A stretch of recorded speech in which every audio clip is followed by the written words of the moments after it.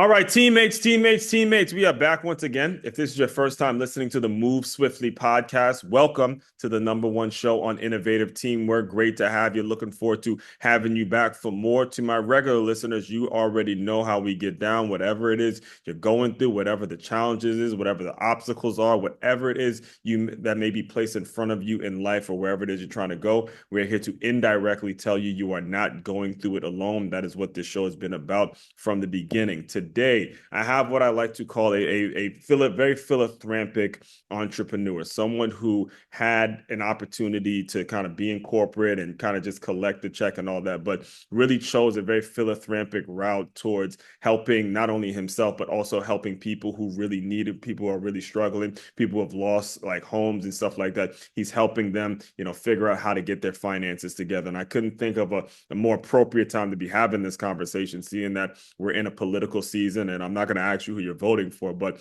I will say, regardless of who you are voting for, one of the things that we as people can always agree on is figure out how to make our finances right, figuring out how we're going to be able to take care of our families, whether it's groceries, gas, all that kind of stuff. So all that being said, Mr. Bob Diamond, welcome to the show. Thanks. Appreciate you being here. And I appreciate the intro too, because not many people really put that first, where it's the philanthropy along with making great living. Because, it's all well and good to help people and to give money, but you shouldn't do it if you're starving yourself or making your family suffer. That's not cool. So Exactly. I'm on board 100%. But if It, you're going to do so something, spend time on something good. It's going to help people. it's so important. And to me, it's the great, I heard Tony Robbins say this one time, it's success without fulfillment is a failure, and if you're being a success, you're making your money, but you're not really doing it in an ethical way, you're not doing it in a way in which you're improving lives of others, you have just simply failed. And that is something that a lot of you guys need to grab onto, because even when it comes to the way you look at millionaires, or you look at people that have a lot of wealth, automatically they're being judged because they may have a lot of wealth, so they may have done something wrong. And we're here to debunk that entire myth. Yeah, that is complete nonsense. And it is very easy to get in that position where you look with envy at someone else. Yeah. And you start thinking, well, they must have done something wrong. And really that's, I think, your feelings about yourself, where it's somehow, there must be some reason I wasn't successful. And obviously I'm just more honest. So just, making yourself feel better, but it's not the truth of it. And I think when you're thinking about business, and this is any business and probably all of life, I think you should always look to find the truth of the thing, whatever the truth is, even if it's painful to you personally. It's like, why did that relationship fall apart? Well, maybe you just ignored your girlfriend or your boyfriend for too long. And, maybe you weren't nice to them. Maybe, Right. maybe you spent too much time on video games or with your friends or whatever. Right. I think you want to see the truth of it, because when you see the truth, that's when you can fix it. It's like if you had a broken arm, you don't want someone putting a plaster cast on your nose, because it won't fix the problem. And you got to accept what the problem is. The other thing that I would say, I love your comment about, Tony Robbins quote. So I think what you want to think about at the beginning is, what wall am I putting my ladder against? Like, what's at the top of that? Is the success that I want and the person that I want to be at the top of that ladder or not? So, because you're going to grow into it. And let's face it, you're going to spend time on something, and there are many, many ways to make a lot of money. Yeah. And you just have to pick something that really has the destination that you really want in mind, meaning you're going to get the success you want. I get that. I was young once, just wanting to make money. That's all I wanted to do. Right. But I discovered in the end, your satisfaction matters, and your self-respect, it matters how you make that money. And I can just offer you assurance, there are ethical, strong, powerful, profitable ways to make money that do not involve selling your soul or getting to the end and feeling like you failed, even though you made your money. Yes, and I'm glad you broke all that down, because one of the things that I have said constantly is a lot of the financials and learning how to become financially literate, you have to do that on your own. It's not taught in the school. And like you were telling me before we started recording, you grew up in Pennsylvania, and kind of just to kick things off, can you talk a little bit about what school was like for you, and when how you're able to transition from that into the working world and stuff like that, because it's just hard to learn it when you're going through the school system. You literally have to have certain people, and you have to see things that makes it so, hey, I gotta focus on my fun. I gotta do something different. So they don't teach you anything about financial literacy and management in school. They just don't. And, there's a lot of tussling over what they teach in school these days, whether it's social awareness and activity or whether it's, traditional history and things like that. But whatever it is, it never includes financial literacy, Yeah. which is really sad because, at the end of the day, that really impacts the quality of your life and the quality of your emotional life. Like, do you feel good about your life? Do you get to the end and you're able to retire and live comfortably, or are you scraping by on Social Security? And so for me, what happened with me is I was a good student. Like, I just kind of did whatever I was supposed to be doing, and I was good at it. So that was all fine. But I was a terrible employee. I am a terrible employee because I'm very inventive. I like to do things differently all the time. I get bored, so I do something in a different way. I'm a terrible cog in a corporate machine, because the corporate machine, you got to do things the same way every time, because that way the machine works.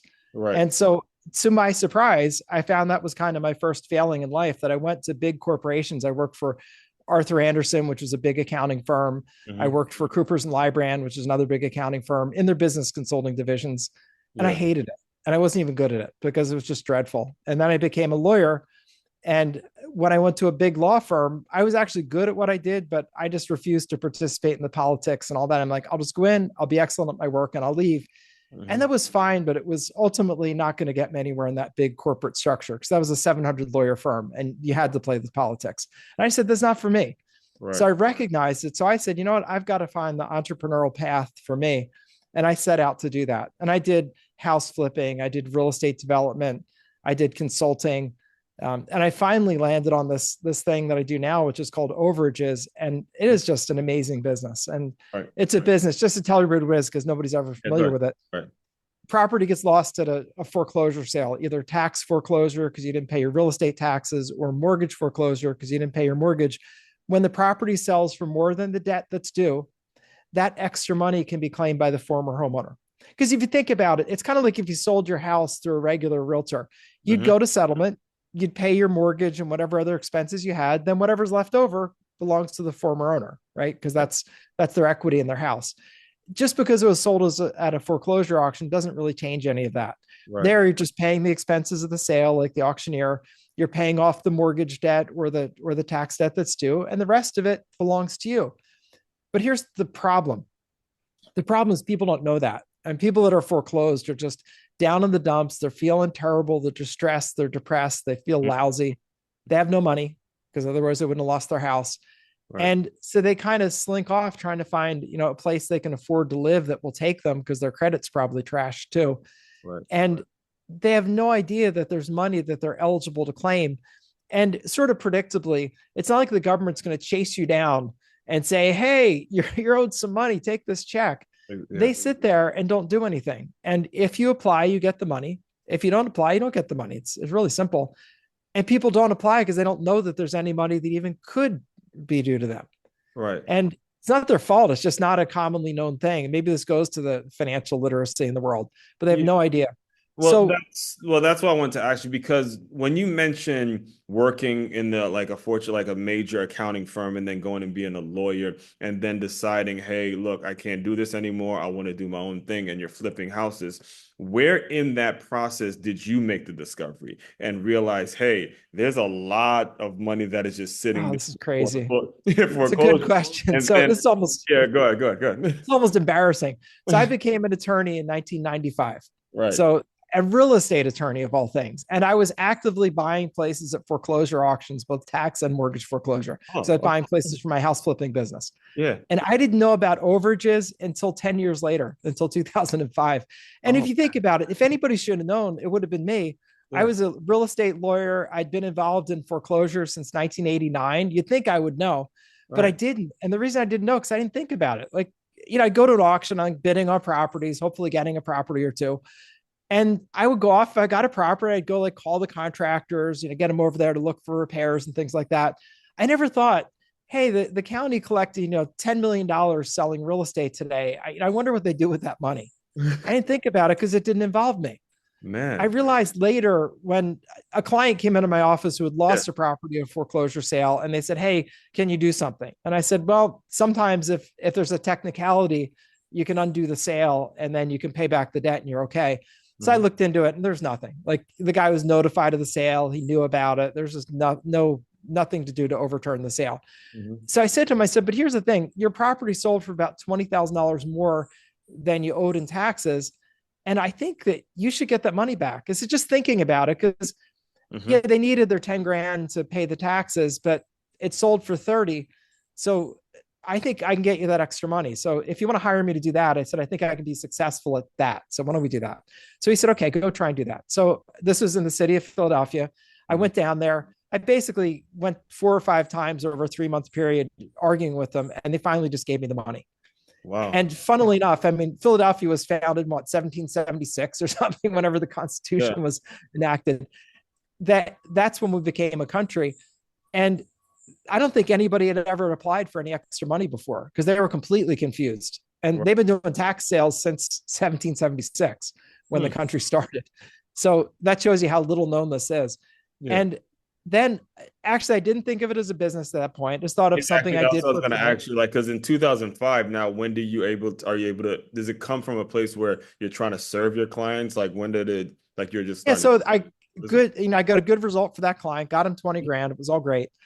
And in 5 years later, another client came up to me, and he was an investor in tax deeds and tax liens. And he mentioned this overages business. And I said, what's that? And he said, oh, it's, we get lists of people that are owed money from leftovers from mortgage and tax foreclosure sales. We contact them, let them know there's some money, and for a percentage, we'll go get it. And Mhm. my mouth just dropped. I'm like, Yeah, wait a that's like minute. basically, yeah, he gave you a future with that. Like, oh, man, Right. And I'm that's like, the business. wait a minute. I was like, there are lists. Because I Yeah. never thought of his list. I thought of one client came into my office with a problem. So I Yeah. fixed it. Uh-huh. And he said, oh, yeah, they're lists. And I said, that makes sense, because if they collect all that money, they got to have an accounting, right? You can't just collect millions of dollars and not at least have accounting for it. And so he showed me the business, and I was just blown away, because you're getting people who really have lost everything, and they are flat on their back financially. They are just in bad shape. And you're coming up with this amazing news, at first too good to believe for them, like too good Mhm. to be true. Right. But you say, no, I'm serious, and we'll do this totally on contingent fee. Like, it doesn't cost you anything up front. If we don't get paid, we don't get money, we don't get anything. And we're never charging you. If we get paid, it's out of the money that we recover. And so why not give it a shot? It could be a big windfall for you. Mhm. And so, that's kind of the job one in that business, is Yeah. convincing people. But it's a really fulfilling business where you're helping these people get back on their feet. I mean, I had one woman we helped last year. She was in a homeless shelter up in Hartford, Connecticut. She Mhm. was just about to time out, meaning they were going to kick her out of the shelter because they were out of space, and she was out of time. And this was on Valentine's Day when I went up to see her. I know this because I had to say to my wife, hey, I have to make a trip on Valentine's Day. My wife said, Right. Yeah. what? Yeah. But Just so break. I went to give her the money on Valentine's Day, Yeah. and she was going to get kicked out the following Saturday. So I go up there, gave her $32,000 we had gotten, and Mhm. she got her life back together. She rented a townhouse, she got herself a car, she got herself a new job, and she got her life back on track. And today she's fine. If she'd been kicked out of a homeless shelter with no money in February in Connecticut, I Yeah. don't think she'd be with us today. I think she would have frozen to death on the streets, because it's just, Yeah. Connecticut's a cold place in February. Right. And the thing about what you're doing and why I mentioned it being such a philanthropic point, and I'm curious to hear kind of the overall result of what you're doing, or some people that, when I say result, meaning some resistance that you may feel. And I'll give you an example, because you mentioned Philly and Hartford, Connecticut, but out here in West Palm Beach, one of the things that I actually do is I teach at a school, and they've made me one of the people that, because I have a good driving record and all that, so I go and pick up certain kids, right? Oh, And wow. yeah, there's a situation. I say this to them every single morning. There's a situation where it's a really rundown area. I mean, homelessness. There's people living on couches right next to gas stations. It Oh, is a yeah. horrible place, right? And this is Palm Beach. So you look maybe 8 miles, maybe literally 8 miles down the road. It's the richest, it's Bon Jovi and Trump and all these people, a lot Yeah. of rich people, but 2 blocks, it's a lot of just poverty. But the particular complex in which I pick up one of the students, it's the nicest area. You would not know how bad it is. And I'm thinking to myself, man, somebody that grew up out here in Palm Beach that I work closely with, he was telling me what happened was a place got so bad that they had to make one adjustment. They had to make it so one complex looked halfway decent, but if you look around those surrounding areas, there's a ton of homelessness. So I bring that up because I'm wondering now, when you are working with your clients and you're using this concept, this innovative approach, do you now kind of use the money to develop more real estate so people don't get foreclosed on? Or how does that work? Because normally you see people putting the money into building more buildings that make it look great versus helping the folks that have already foreclosed and they just kind of don't have a pot to piss in. So I see my clients and the people I'm dedicated to helping is like one at a time. The people who've been foreclosed are homeless or living on someone's couch or living in their mom's basement, Mm-hmm. or if they're lucky, have an apartment. Right. And so you ever hear that story about the starfish on the beach? Like a dad and a son are walking down the beach, and there are like hundreds of starfish just washed up on the beach, No, all I'm like like, tell me this. bleaching I in the haven't heard sun. this one. No, please. Yeah. I haven't So heard. imagine this father and son walking along the beach, just hundreds of starfish that washed up on shore, and they're all like dying. They're dying in the sun. They need to be back in the water. So Yeah. the son's picking up starfish and throwing them back in. And Mm-hmm. the father's like, son, there are hundreds and hundreds of starfish. We can't save them all. What's the Yeah. difference? Yeah. Yeah. And so the son picks up the starfish, throws it in, and says, made a difference for that starfish. Yeah. And so I'm that kid on the beach. I'm just Yeah. taking the starfish, because I'll Different. just give you some numbers, which will give you an idea of the scope of this problem. So every day in America, there are approximately 3,000 properties lost to tax sale. That's according to JP Morgan Chase. So that's their number. So Mm-hmm. about 3,000 properties a day. Mm-hmm. Right now, we have an internal database of people that need help. It's 14,713 leads, meaning people owed at least $30,000 each. Right. Yeah. And it's over $350 million in gross money that's sitting there. And we only cover 15 out of the 50 states. Just because I have a team that gets these leads, I'm like, just stop. Like, don't give us any more leads, because I can't possibly, process even a tenth of what I have. Uh-huh. So just stop. Right. And that's why I teach it, because people ask me, like, why do you teach it? Want to keep it all to yourself? I'm like, it's an overwhelming problem. When there are 3,000 tax sales a day, I can't even begin to keep up with that. And by the way, the money typically sits around for about 3 years before it forfeits to the government. So there's this backlog of 3,000 a day that's built out for the past 3 years. And, every day, like today, some claims will time out, meaning they'll just be seized by the state and kept by the government. Right. by the government, and new ones will come in. And so what I made a really business decision. And I said, you know what? I love teaching. I'm good at it. Let me just teach people how to do this. It could conceivably make some competition for me, but that's so far removed, because we're talking about 3,000 tax sales a day. And for mortgage foreclosures, it's about 500,000 a year. Mm-hmm. So I can't convert that to daily in my mind, but that's a couple thousand a day. So I'm like, we're so far from this being like even competitive. I'm like, I can just teach people.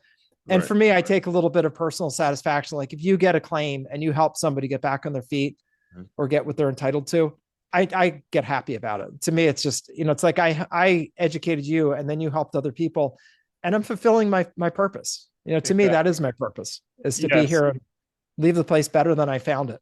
Yes, and I'm as a teacher, it is very gratifying to hear you say that that's the direction you took the company and that's the direction you took the business, because I'm glad that I'm reaffirming what I say all the time is everyone's a teacher. Every single person, doesn't matter what you are, you have the ability to teach, and it's your role. At your best, you are always a teacher. And when you become a teacher, what you start to see is that there's certain students that are ready to learn. There's certain clients that are ready to learn. There's certain people that, hey, maybe they ran into some bad times and they lost their home, but hey, if I get another opportunity, I'm going to make the most of it. And I'm bringing that up because I'm curious now is, have you developed a filtration system? Have you developed a system where now people who say, hey, look, Bob, I want this, and I'm not gonna have you regret. I'm not gonna, get this money that you make me and then go do what I did to lose or whatever that is. I'm gonna put it into something productive, like you mentioned, the lady have a car, got her life back on track, and things like that. Is there some sort of a way where you make it so these are the people I'm working with, and these are the people that, hey, I don't, how do you maneuver that kind of So that? I think that I'm only moderately good at that. So what I came down with was basically not judging people, because some of the people that I help are in jail. All right. You took me to it. Like, that's what I'm saying. I could see certain situations kind of going. I think about it. You go to jail, you're not going to pay your real estate taxes. How would you even do it? Like, how would you even mechanically do it? And if you have no friends or family that are around to take care of it, those get lost. So that's a minority of people I deal with, but Right. sometimes it's people that are in jail. A Mhm. lot of times it's honestly people that have mismanaged their life and really mismanaged their life. And because you think about it, the only house where there's going to be an overage had to be worth a lot more than the tax bill, right? Because it's got to sell for much more than the taxes. And Yes. what they could have done and really should have done is sold the house once the reality was that they couldn't pay to keep the house. They Mhm. should have sold it, taken their equity, and just gone on to whatever their next thing is. But they didn't. So, so I think almost universally, one of the problems that the people I deal with have is just they get paralyzed. They don't take care of the business and life. Mhm. There's a saying that I heard the other day that I'll bet you'll love. I loved it. So it's that money loves speed, wealth loves time, and poverty loves indecision. Yeah. And I was like, that is such a good, I'm like Another adopting that one. exclusive here on the Move Swiftly podcast, and it fits so well with the whole name. Money loves speed, Yes, loves time, and poverty just loves indecision because that's it right there. It's the indecision that leads to so many decisions, so many. And I hate to bring it up again, but that's what the school system teaches. That's what happens. That's what you've done when you send a kid off to college and you give them about 50 different majors to choose from, or when you say, oh, you're not smart enough to get into this school this year, but you go to community college and all of a sudden you become smart. When you give people so many options, too often do we leave them with this indecisive nature about them. And you have to, again, you run into people like you that teach us, hey, be decisive. Whatever it is you're going to do, make sure your heart's in it, make sure you feel it, and you're decisive when you move because indecision, like you just said, is going to lead to some very, very ugly realities for you. I know that that. is it. That's why I love that saying. I wanted to share with you because the name of your podcast, I have to give this to you because this is just the Right. best thing. And it's so true. It is so absolutely true. And I'm like that.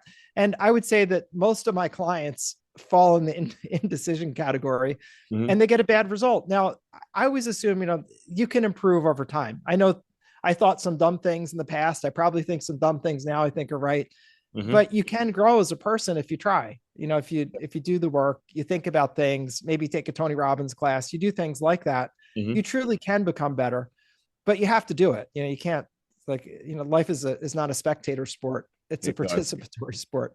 Right. So I get lots of people that are indecisive, but I don't judge them. I'm just like, I can help them. I'm moving, like, it's like the starfish. I toss it back in the water. I don't know if it's going to wash back up again or if it's too dumb of a starfish and it's going to crawl back in the beach again and bleach out Exactly. and die. Yeah. I tried, right? It's like I call people and lots of them won't sign up. Like I'll call people and I say, hey, we found a refund that's about $50,000 that you're owed. We're happy to go pursue that for you. No cost to you. Mhm. If we're successful, then we get a percentage. If we're not successful, then it doesn't cost you a penny. Would you like to try? A lot of people just won't even listen. They're just like, no, it's a Program. scam. Click. Exactly. Hey, me beat me to it, but they're programmed to think like that, and that's where again a lot of the ways you think and the ways we've been trained to think, especially in these times. And again, I hate to get too political here, but I grew up in Silver Spring, Maryland, right outside of DC, and so much of it is about learning to protect your own assets, learning to protect your own self. Then, regardless of the party, regardless of the politician, it's only at that point where they're going to do anything for you. But for you, you have to do your own research. You have to be willing to help yourself. And then these politicians will come in and maybe help a cause that you're a part of, or create a policy or something like that. But no one's helping you individually unless you're really wanting to help yourself. So, They're not. I think exactly. So that's good. great. That's great insight and great advice. You can't rely on the government to fix your own personal problems. Like they have overall responsibility. Yeah. Like here's just an example. So we just had this strike with the longshoremen. And it Hmm. was really going to jack things up. And like I live in Puerto Rico, so everything comes in by boat. I'm like, oh no, we can really get in Yeah, trouble here that is pretty true. Oh, fast. yeah, that is true. Right. Yeah, because you're right there. So Yeah. we need, for example, the electricity on the island runs from diesel fuel, which comes on boats. If you don't have diesel fuel getting loaded up in the United States and shipped here, guess what? We'll have no electricity. We'll Hmm. have no water because the water pumping stations won't work. And Right. we'd have like society falling apart in 2 weeks. And we'd have no food in the stores because you can't get it here. So it would be a disaster. Exactly. And the government like needs to deal with things like that. Like, Mhm. I'm not going to get political, but for example, somehow Biden Mhm. and the crew over there, they talked to the longshoremen and at least got another couple months for people to go talk. Now you could say the Senate could say, well, they pushed it off till after the election because in Mhm. January it's going to happen again. But at least they did something. And I think they're doing their job. And Mhm. I think that's good. But as far as like fixing your day-to-day problems, that's not the right party to rely on. It's just not. Exactly. I don't care whether you're a Republican or Democrat or in between. Exactly. It's just Exactly. not. They're not going to solve your life problems. And if you think that, you're Mhm. going to get a lot of lessons that that's not true. That's Right. what I would say. Some hard lessons too. Really, really hard lessons. And Bob, I do want to be very respectful of your time, and I do want to give you the opportunity a little bit too to talk about how do you envision this thing growing? How do what's next? You've built a business that you're able to teach others to do the same. So if you were to, move on and maybe enjoy retirement, enjoy Puerto Rico or whatever, how do you see this thing building out as you continue to grow? So my plan is not to retire. I don't have an interest in retiring. I'd like to get my business organized a little better so it's less reliant on me. Hmm. But I organize my whole life around like activity, meaning like being productive and doing something I'm proud of. Yes. So if I weren't working at this, I'd just work at something else.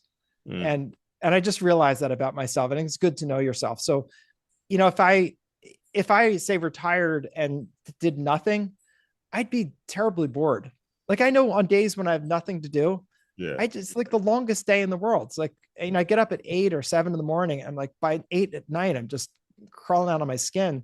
Yeah. I find real satisfaction at like doing something productive and helping people. Like I'll just give you an example. I had another client recently, a crazy case, and this will give you a flavor for how people get in this trouble. Mhm. So this woman's grandmother dies and no one ever pays the real estate taxes. So the house gets lost at a tax sale. And there's about $35,000 left over. So we sign up this woman's father, and the woman was 17 at the time. So maybe I should be calling her a young lady, but whatever. She's 17. We sign up her father because he's the only descendant of the grandmother who passed away. So he gets the money. And so he hires us. We're working on the claim. These things usually take 3 or 4 months to actually get a check out of the government. So in that 3 or 4 months, the idiot overdoses and dies. So I just call him an idiot because he's an idiot for doing that. So he overdoses and dies, leaves behind his 17-year-old daughter with Gee. nobody. But yeah, that's what I was about to ask. What happened to the 17-year-old girl? She's by herself. She's by herself, Well, just finishing up high school. She was a high school senior. mhm. So, you know, once we figured out he had died, then we just did our research, figured out they had a daughter, talked to her. She Mhm. had a court appointed guardian. So we talked to the guardian and said, look, we're close to getting this $34,000. So we just need the guardian now to just sign, approving that we're going to continue working on this. So Right. we did that. By the time we got the money, she turned 18. So the guardian was gone. So I called her up and said, hey, look, Linda, which was her name, I said, Linda, we have this money and it's just come in. So it needs a day or two to clear my account. That we're ready to send you your balance. Mhm. And just out of curiosity, like, do you have any plans?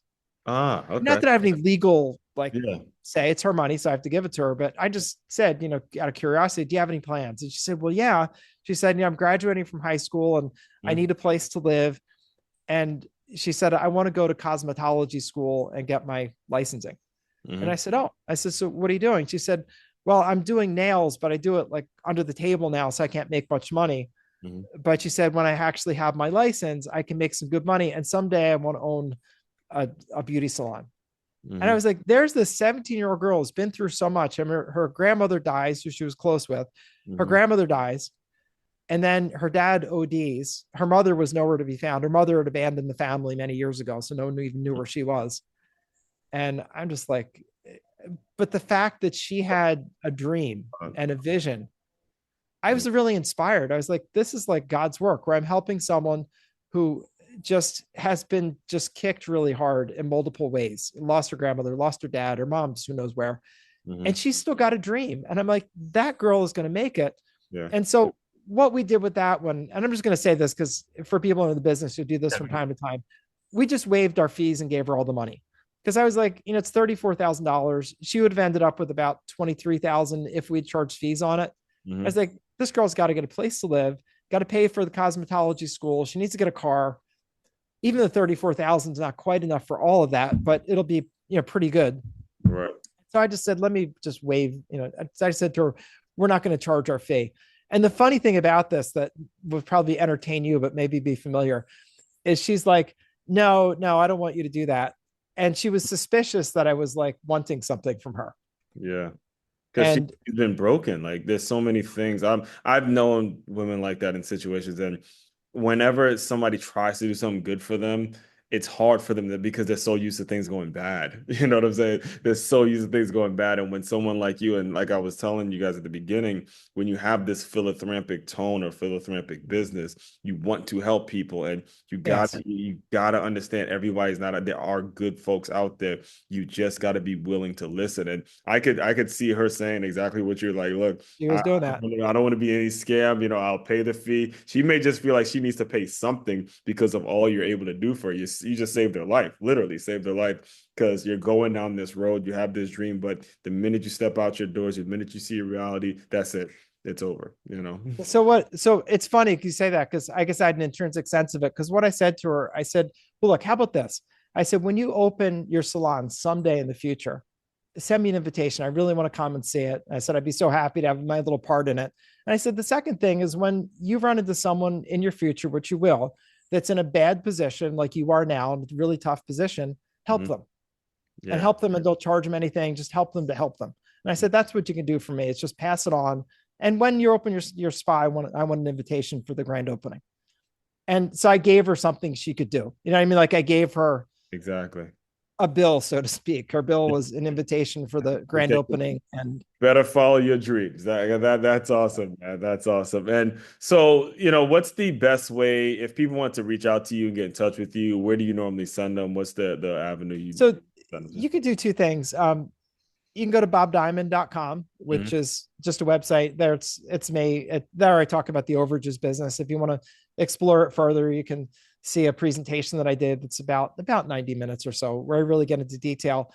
And I would say this business is really good for someone who wants to have a business where they make a difference, but where you could also make great money.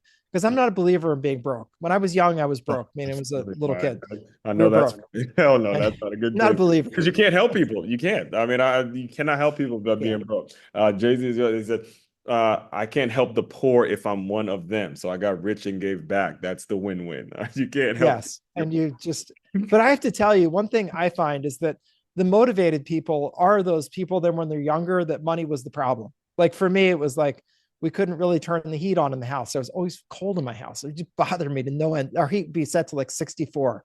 And Uh-huh. for me, that is like frigid, freezing. That's it. I'd That's be wearing it. Yeah. sweaters in the I mean, house. and that's Pennsylvania, man. That's yeah. That's And we just, my parents were great, but the only arguments they ever really had were over money. money.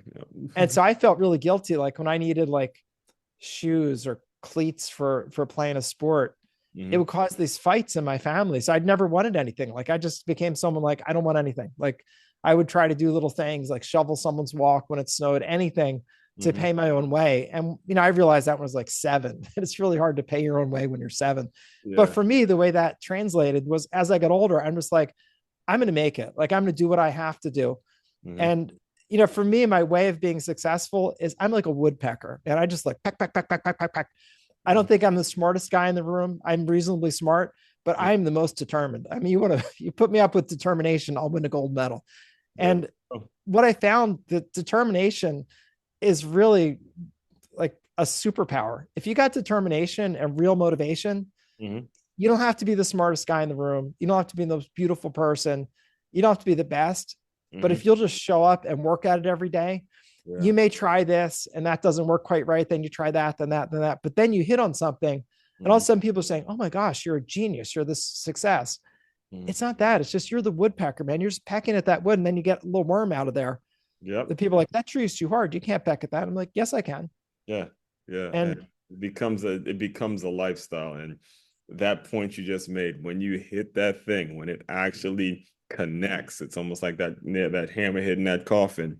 It's a beautiful thing. It's a beautiful yes. thing. And it So also, it is such a beautiful moment. and you were talking about like indecision and too many decisions. And I agree with you. I think that's a really great insight that, like 50 majors, what is a kid doing? They're 17, 18 years old, bewildered. Right. And they're like, what do you want to do for the rest of your life? You're like, I don't know.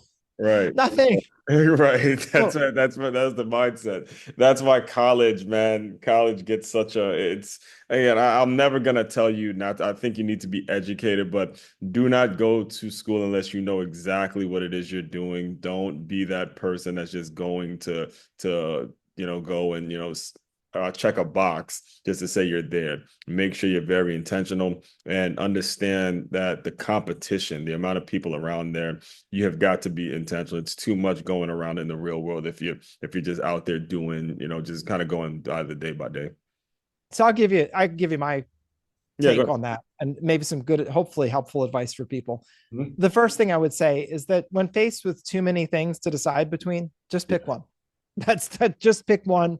Throw a dart at a dartboard if you want to. There's an old story about Harvard did a study with monkeys and darts, and they would throw darts at the stock charts, and that was how they picked the stocks. And they made like a fake portfolio, but they made a portfolio. It did better than the majority of professional stock pickers. Monkeys throwing darts. So I would say, just throw your dart, because you can only score if you throw a dart. The ones who don't score are the indecisive, which again, poverty does love indecision. Just make a decision. It's not going to be perfect. You don't have enough information for it to be perfect. But if you start down the path, it's like you start there and maybe you're like, oh, this wasn't quite it, but I met some good people and they pointed me this way. And you get this zigzag and then you get to something good. It's just when you sit still, you don't get anywhere. You never get to anywhere good. You just sit still and it's terrible. So that's the first thing I'd say, is just do something. The second thing that I think is an alternative to college that I think is really cool, and this I just got recently looking back in my life. If you have someone who's really good at a business, like when I was young, I had a franchise for a company called College Pro Painters that was run by a guy named Charlie Chase, who's just a business genius, really sharp. I learned so much from him in the 2 years that I worked with him that I realized that the value of having like mentoring and working with someone who's really talented in business is incredible. And the other thing is, that's the person that isn't going to say, oh, do you have a degree from, Harvard or Yale or whatever? They know you and know that you work.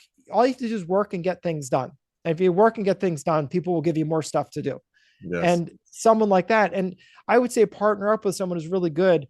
I don't care if they own the local car dealership, if it's like my guy, Charlie Chase, that owned the painting master franchisor for the painting business. These people are all over the place and they're looking for people to mentor and help. Now your fee for doing that is you got to go in there and work hard and do a good job and listen and learn and apply. But that is the most valuable thing you could do, because you'll learn from someone who's actually in there in the field. And what those people end up doing is later on, they're like, hey, it's like Charlie had offered me this at the end. I should have taken it. I didn't, but he said, yeah, I want to open up on the West Coast. Would you be interested in heading up, College Pro Painters in California? And I was like, no, I want to kind of stay here. I'm going to go off and get this professional job, like this clean, wearing a tie kind of job. Right. And I just realized I really missed a big opportunity there. Now I've done fine without it, but I just realized that those things happen throughout my life where I'd meet someone who's really great. I got along with, it wasn't a struggle to go to work for Charlie every day. He was a great guy. And he was really talented. And there's so much you can learn just by being in the room. Exactly. It's like, you're not reading a manual. It's just, I'm there in meetings with Charlie. I'm there. Hey, Charlie, we got this problem. What do you think we should do? He thinks through the problem, says, here's what I think. This is what you should do. This are the likely outcomes. And then you go and try, and, then you go back, say, hey, Charlie, this sort of worked, but not really. And you just absorb that learning. And, it's not that you're asking someone to mentor you for free. You go and work for them, even if it's a low level job. You're like cleaning the copier room, whatever. It's just when you do an excellent job, and I'm sure you recognize this, when you do your job with excellence and enthusiasm and just go do it, people just give you more stuff to do. And they don't ask, like, oh, could you have 5 references? Because they don't need a reference. They know you. And I think anybody could be successful that model. And I think some people I know have actually gone in and volunteered. They'll say, look, I know I don't really qualify, but could I just come in, part-time and just help you out? I promise I won't bother you. I'll get work done. Just give me a try. Give me a chance. Yes. And the thing is, And you just mentioned the right thing. It's being a problem solver. And actually, you'll love this example too, because speaking of driving but this is a new service, is driving the bus because we're a brand new private school. But just two situations actually where I had to drop a kid off, and the parent said, "Hey, it's okay if you leave him with somebody else," but that's a clear no-no for us personally, unless we have the call and confirm and get their ID and all that. And what it was myself and another colleague, what we did is we take a picture with the kid and the person, call the parent, and then they confirm just to avoid anything. And that is a problem that we solved right there on the spot. That's why, again, you get the owner, the CEO of the school that says, okay, forget about, I'm not certified to be a teacher at all, but we're going to give these people more work because we know they're going to be my problem solvers. So if I can offer anybody any advice, go fix that problem that you genuinely care about. yes. Keep fixing it, keep fixing it. People are going to recognize you. They're going to give you the work that you deserve, that you want, and you will ultimately become very fulfilled. Because if you see this, if you're watching this on video, see his background, you see him in Puerto Rico, the sun is shining. He's just simply fixing people's problems all day. And he got And really, I'll got share an really, exact example of that I'm doing right now. So Puerto Rico is lovely. Like I'll just show you. This is my backyard. Is yeah. this? So No, that's I the will be there too, by the way. you So come visit when you're yeah, I down. will come visit. So this is the Bob Diamond backyard. It's beautiful. It's wonderful. It's all great. Um, but and it's a product of solving problems. But we Mhm. got a big problem here, which is we have the world's worst medical care. I mean, it's just really horrible. Hmm. In our community, we have a hospital that's sometimes staffed, and it's great when it's staffed. Sometimes there's nobody there, and you don't know. If you go to the emergency room, you have no idea what doctors are there or aren't there. And if Mhm. they're not there, you could Hmm. sit there. I had a friend who sat for 8 hours with no treatment Oh and my God. eventually died because of it. 44 years old, he just died because Oh, he didn't get medical treatment. oh no. So, you know, in the community, people are like, we got to solve this problem. How can we fix it? Yeah. And it's proved really difficult. So I decided, although I'm completely unqualified to fix a medical problem, I mean, I'm a real estate lawyer and a businessman. You do not want me giving you medical treatment. Don't But I'm worry. like, problem has to be solved. So I want to solve it. So I started just talking to people and saying, hey, here's our problem. Do you have any thoughts? Hmm. And I ran into doctors and medical administrators, all giving me their input. And I started to get on top of it a little bit. And I finally ran into a guy who took over the local community emergency room. Hmm. And I talked to him and I said, hey, I've got a proposal for you. Could I raise money to help your emergency room run better? Because the big problem here is that Medicaid and Medicare reimbursements are 40% less than the lowest reimbursement in the United States. So it's Mississippi minus 40%. So if they pay $100 in Mississippi, they pay $60 in Puerto Rico. And it's Oh, literally not enough money to hire the oh, doctors and nurses you need. It's a yeah, disaster. that is a So, disaster. Yes. so I live in a very, very wealthy community full of entrepreneurs. And I said, I will go and like pass the hat, do a fundraiser for you. Hmm. I said, and I'll help you refit the emergency room, like get a CT scan machine, Right. and more importantly, get you a supplementary budget, like maybe an extra 2 or 3 million a year, where you can actually hire enough doctors and enough nurses and pay them enough to do their jobs. Hmm. And would you be up for that? And as you imagine, it's a pretty easy offer to say yes to, Yeah. right? Yeah. Um, and so then I'm like, all right, I got to start raising some money. So I started talking to some people about that.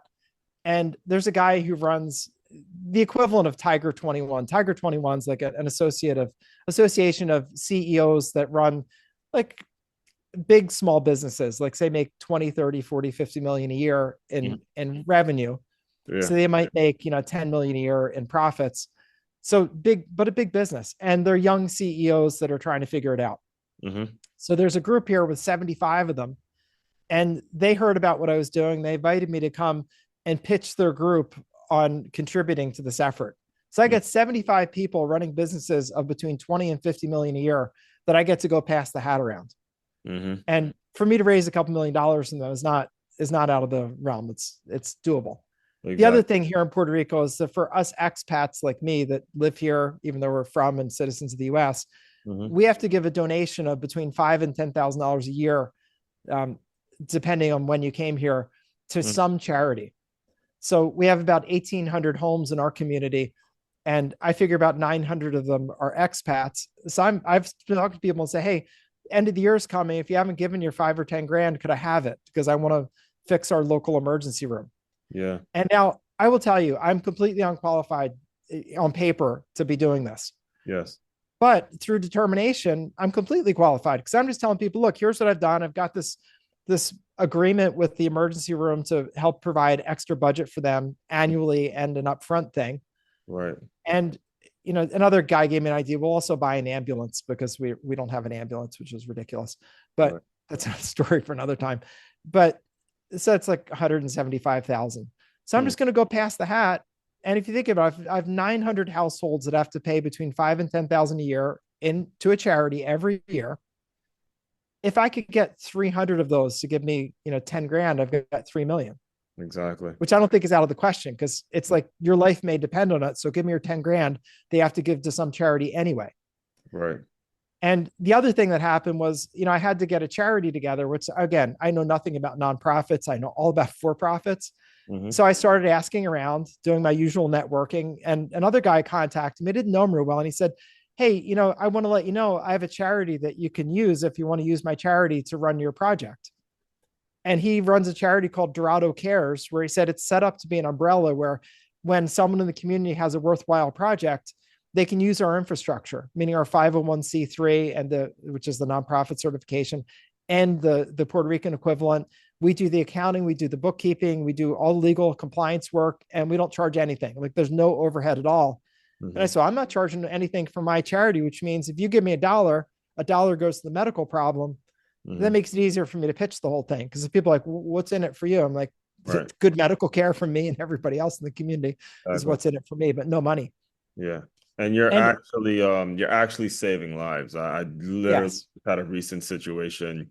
I wrote an article. I'll probably do a full podcast episode about this, but I wear this pink, breast cancer awareness bracelet. I lost my grandmother to breast cancer, and sorry to hear that. One of my dreams was to work for an NFL franchise before 30, and I did get the job with the Dolphins at 28, but it was on the football side. It was on the foundation side, the fundraising side.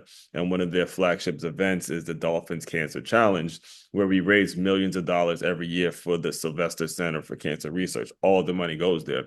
And I was at the bar watching some football this weekend, and a lady approached me and she goes, hey, I saw this. I just actually survived it. And it was the Sylvester Cancer Center that was treatments and all that stuff. And, when I hear you say stuff like that, it reminds me of the actual person, like your friend, again, condolences with your friend that is going through whatever they're going through. You're actually saving that person's life. And the big takeaway, and I want to make sure I'm on the record saying this as well, is you as a listener, you can do your part. You won't, like the story you shared about the starfish.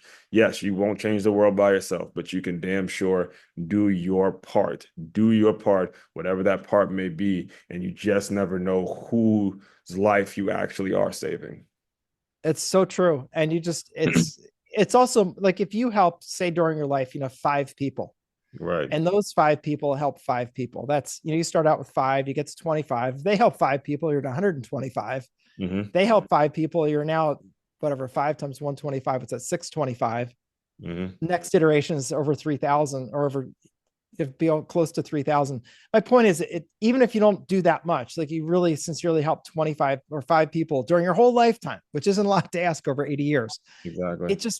It just blossoms and mushrooms. Yeah. And that's the way society should work. I wish it would work like that. I wish we can get away from all the political fighting and the constant tug of war and the contradictions. Who said this and who said that? If we just simply focus on the helping your fellow citizen, regardless, your fellow man, things would blossom in the way we're talking about now. Yeah, in a positive way. And it's not that much. Like you figure your life expectancy is about 80 years. Mm-hmm. If I said just help 5 people over that time, help 8, it's 1 a decade. How's that? Right. Think about the multiplication effect. Because like, for example, you as a teacher, I think for a lot of kids who are growing up in tough circumstances like that, one person that cares about them, like one teacher that pays attention and says, you have potential, the people that tell you you have no future, you're an idiot, you're bad, are not right. That can be the difference in their entire life. Just one person. Absolutely. One.